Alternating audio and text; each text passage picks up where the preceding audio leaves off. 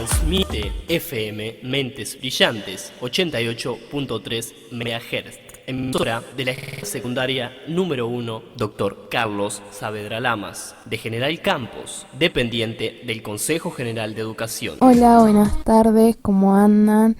Yo soy Pía, estoy acompañada de Jeremías y Agustina, somos unos chicos de quinto año de la escuela y bueno, le queríamos compartir una noticia. Las efemérides del 23 de julio incluyen diferentes eventos que pasaron un día como hoy, miércoles en que se celebra el Día Nacional del Payador. Las payadas es una forma de expresión artística asociada al folclore y a la tradición huachesca que combina poesía, narración, música e improvisación. Esta última palabra es clave, ya que es una de las principales características que constiguen a las payadas. En sus versos deben ser repentinos y espontáneos por los demás. Otra de sus reglas es que los verbos sean octosílabos, de 8 sílabas métricas cada uno. Las rimas suelen ser consonantes.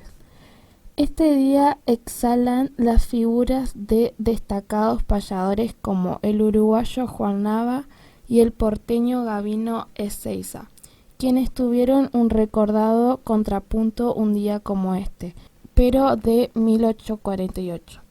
Lo que dio pie a la elección de esta fecha para celebrar a la payada y al payador.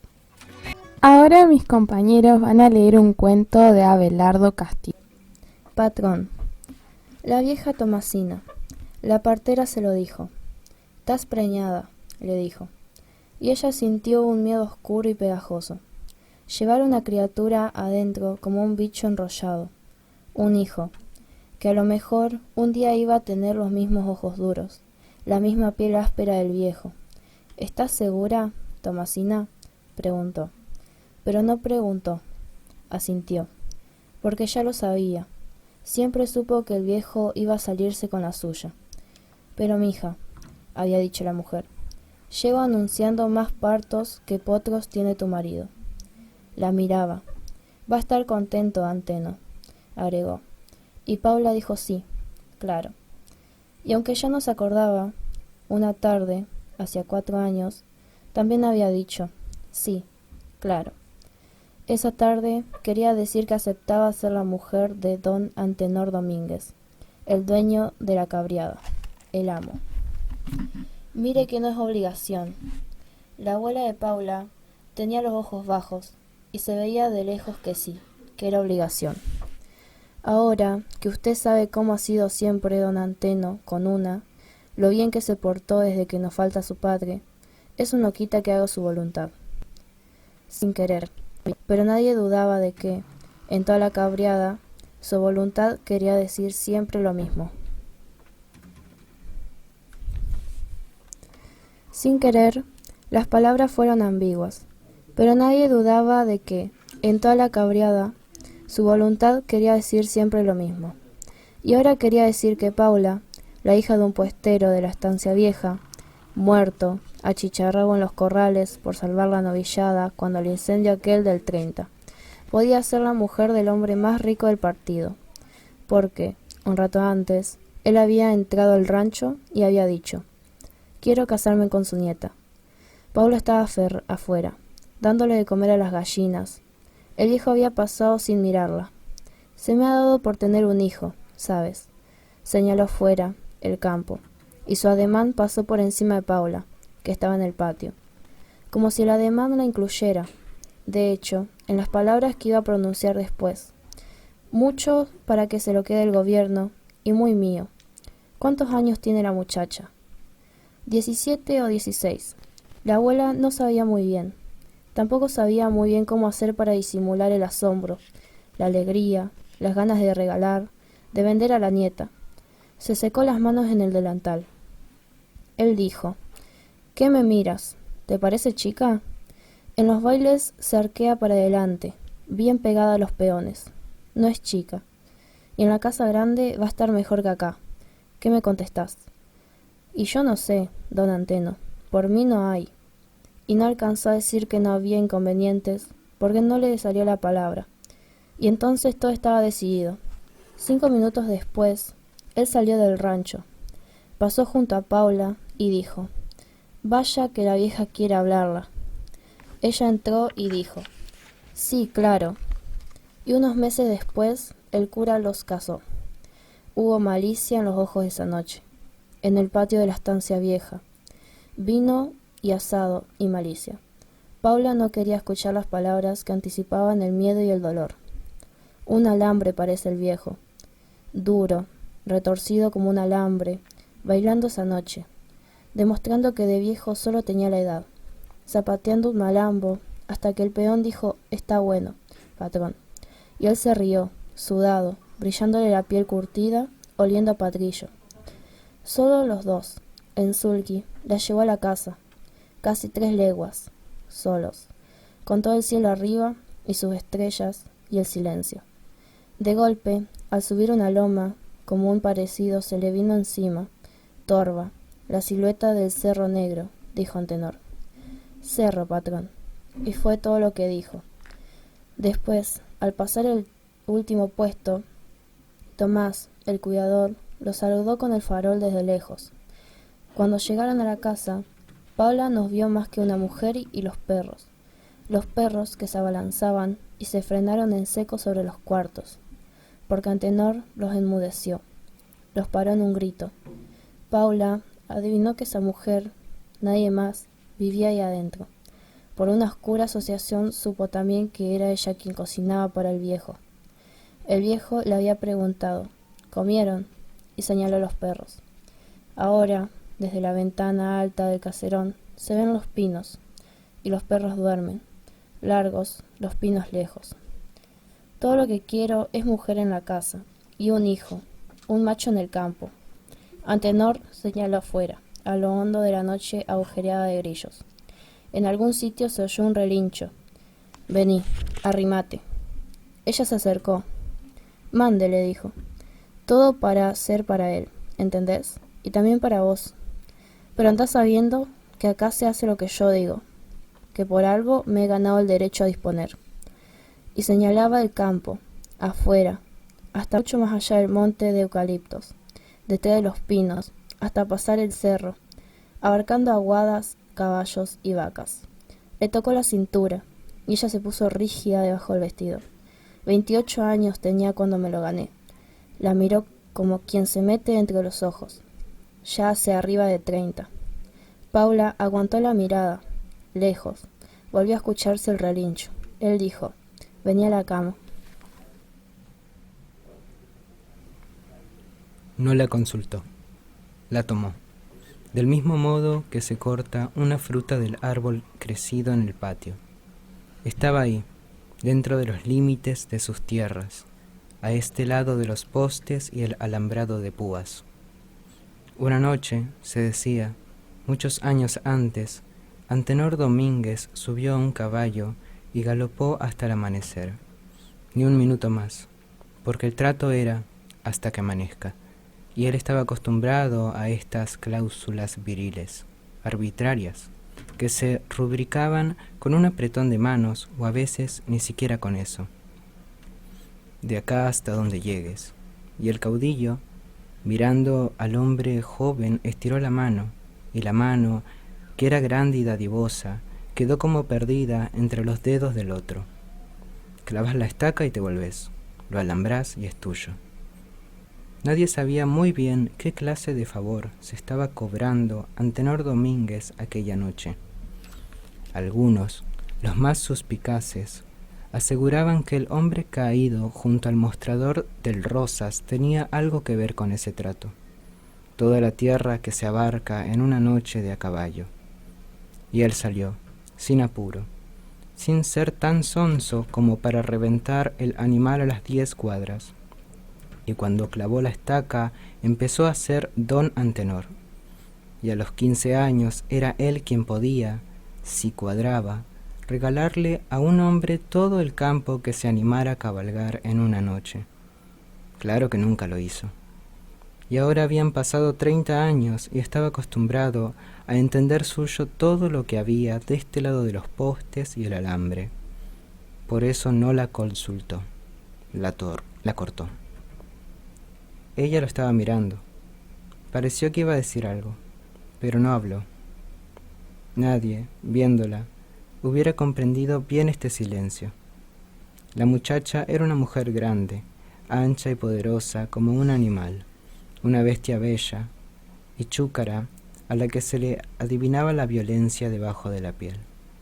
El viejo, en cambio, flaco, esperó como una rama.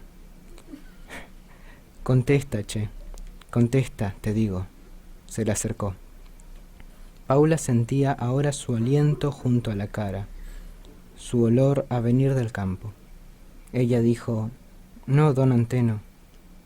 ¿Y entonces? ¿Qué quieres decir, entonces?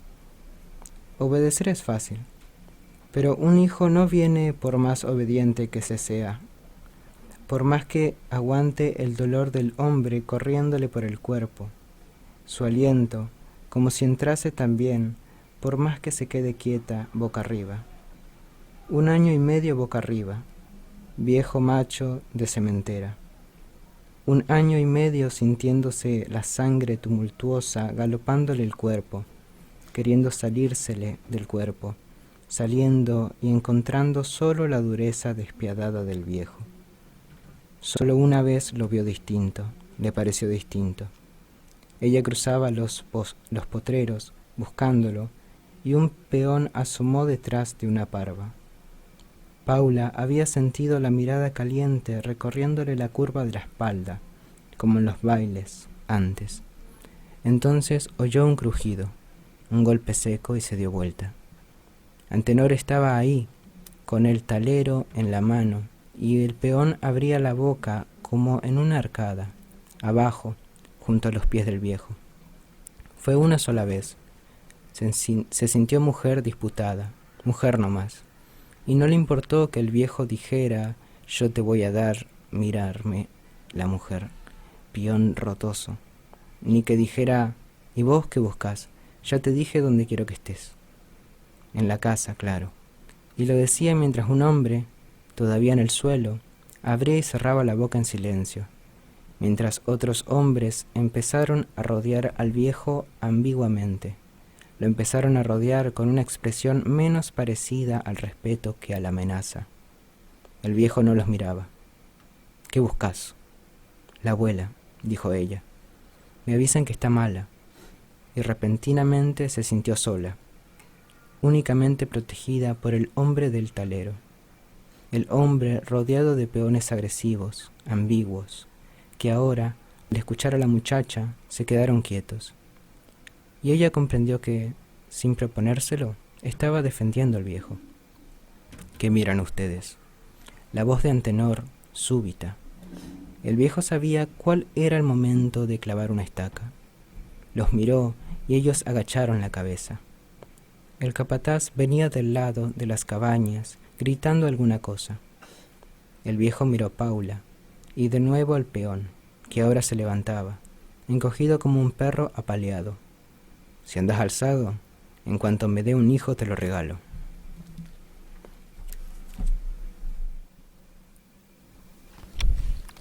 A los 2 años empezó a mirarla con rencor, mirada de estafado, eso era.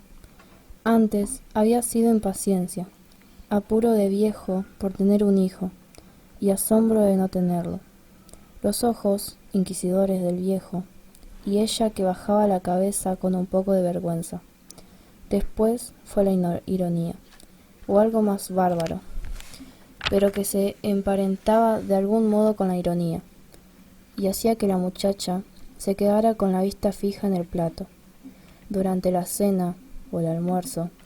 Después, aquel insulto en los potreros, como un galope a mano abierta, prefigurando la mano pesada y ancha y real que alguna vez va a estallarle en la cara, porque Paula siempre supo que el viejo iba a terminar golpeando. Lo supo la misma noche que murió la abuela, o 40 y tantos, es lo mismo. Alguien lo había dicho en el velorio. 40 y tantos. Los años de diferencia, querían decir. Paula miró de reojo a Antenor, y él, más allá, hablando de unos cueros, adivinó la mirada y entendió lo que todos pensaban, que la diferencia era grande, y quién sabe entonces si la culpa no era de él, del viejo. Volvemos a la casa, dijo de golpe.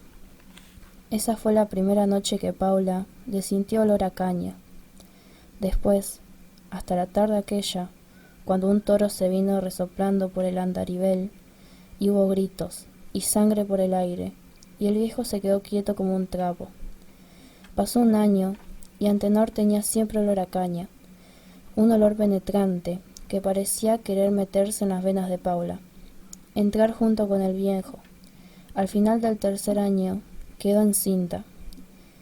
Debió de haber sido durante una de esas noches furibundas en que el viejo, brutalmente, la tumbaba sobre la cama, como a un animal maniado, poseyéndola con rencor, con desesperación.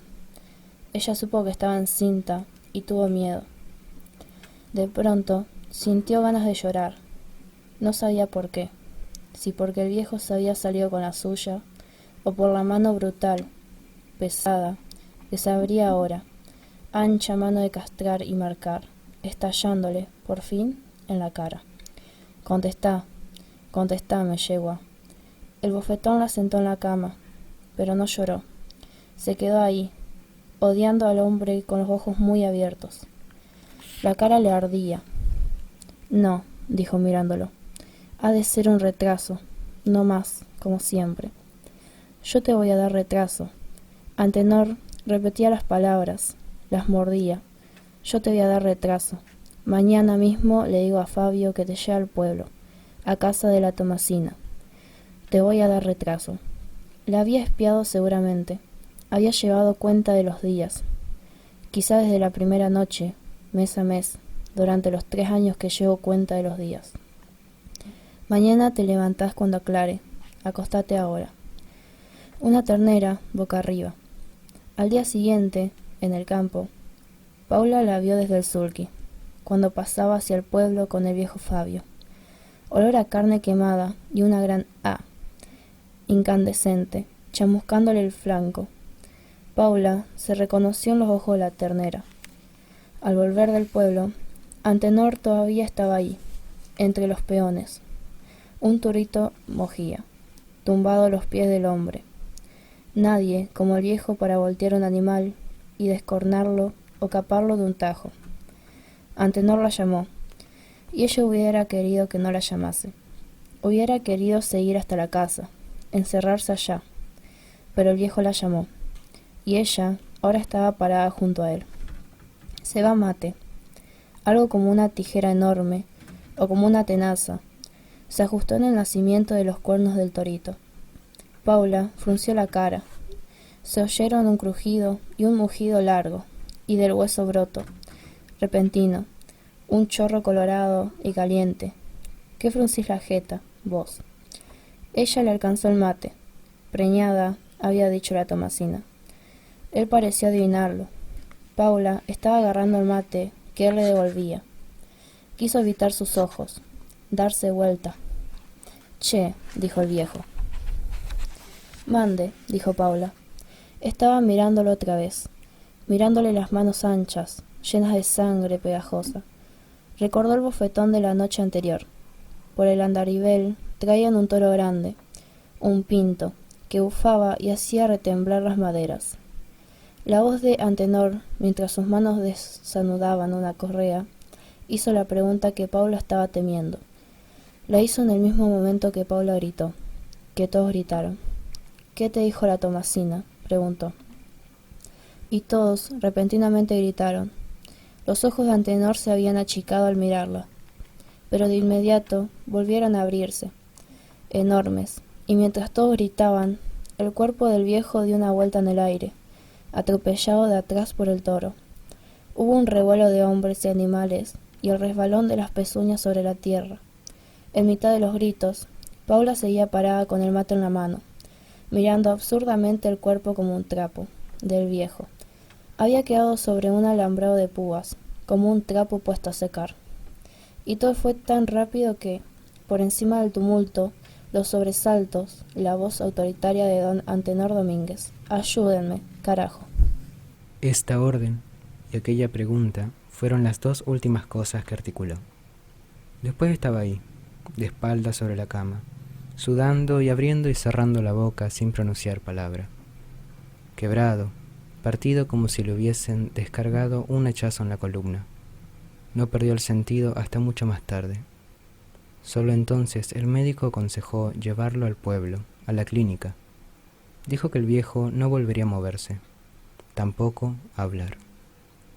Cuando Antenor estuvo en condiciones de comprender alguna cosa, Paula le anunció lo del chico. «Va a tener un chico», le anunció. «La Tomasina me lo ha dicho». Un brillo como de triunfo alumbró ferozmente la mirada del viejo. Se le achisparon los ojos y, de haber podido hablar, acaso hubiera dicho gracias por primera vez en su vida. Un tiempo después, garabateó en un papel que quería volver a la casa grande. Esa misma tarde lo llevaron. Nadie vino a verlo. El médico y el capataz de la cabriada, el viejo Fabio, eran las dos únicas personas que Antenor veía, salvo la mujer que ayudaba a Paula en la cocina, pero que jamás entró en el cuarto de Antenor, por orden de Paula. Nadie más andaba por la casa. El viejo Fabio llegaba al caer el sol. Llegaba y se quedaba quieto, sentado lejos de la cama, sin saber qué hacer o qué decir. Paula, en silencio, cebaba mate entonces. Y súbitamente, ella, Paula, se transfiguró. Se transfiguró cuando Antenor pidió que lo llevara al cuarto alto. Pero ya desde antes, su cara, hermosa y brutal, se había ido transformando. Hablaba poco, cada día menos. Su expresión se fue haciendo cada vez más dura, más sombría, como la de quienes, en secreto, se han propuesto obstinadamente a algo. Una noche, Antenor pareció ahogarse. Paula sospechó que el viejo podía morirse así, de golpe, y tuvo miedo. Sin embargo, ahí, entre las sábanas y a la luz de la lámpara, el rostro de Antenor Domínguez tenía algo desesperado, emperradamente vivo. No iba a morirse hasta que naciera el chico. Los dos querían esto. Ella le vació una cuchara de remedio en los labios temblorosos. Antenor echó la cabeza hacia atrás. Los ojos, por un momento, se le habían quedado en blanco. La voz de Paula fue un grito. «Va a tener el chico, ¿me oye?» Antenor levantó la cara. El remedio se volcaba sobre las mantas desde las comisuras de una sonrisa. Dijo que sí con la cabeza. Esa misma noche empezó todo. Entre ella y Fabio lo subieron al cuarto alto. Allí, don Antenor Domínguez, semicolgado de las correas atadas a un travesaño de fierro que el doctor había hecho colocar sobre la cama, erguido a medias, podía contemplar el campo, su campo. Alguna vez volvió a garrapatear con lentitud unas letras torcidas, grandes, y Paula mandó a llamar a unos hombres que, abriendo el boquete en la pared, extendieron la ventana hacia abajo y a lo ancho.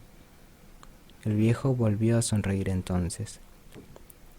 Se la pasaba horas con la mirada perdida, solo, en silencio, abriendo y cerrando la boca como si rezara, o como si repitiera empecinadamente un nombre, el suyo, gastándose otra vez en el vientre de Paula, mirando su tierra, lejos, los altos pinos, más allá del cerro negro, contra el cielo. Una noche volvió a sacudirse en un ahogo. Paula dijo: «Va a tener el chico». Él asintió otra vez con la cabeza. Con el tiempo, este diálogo se hizo costumbre. Cada noche lo repetían. El campo y el vientre hinchado de la mujer, las dos únicas cosas que veía. El médico, ahora, solo lo visitaba si Paula, de tanto en tanto, y finalmente nunca, lo mandaba a llamar, y el mismo Fabio, que una vez por semana ataba el sulky e iba a comprar al pueblo, los encargó de la muchacha. Acabó por olvidarse de subir al piso alto al caer la tarde.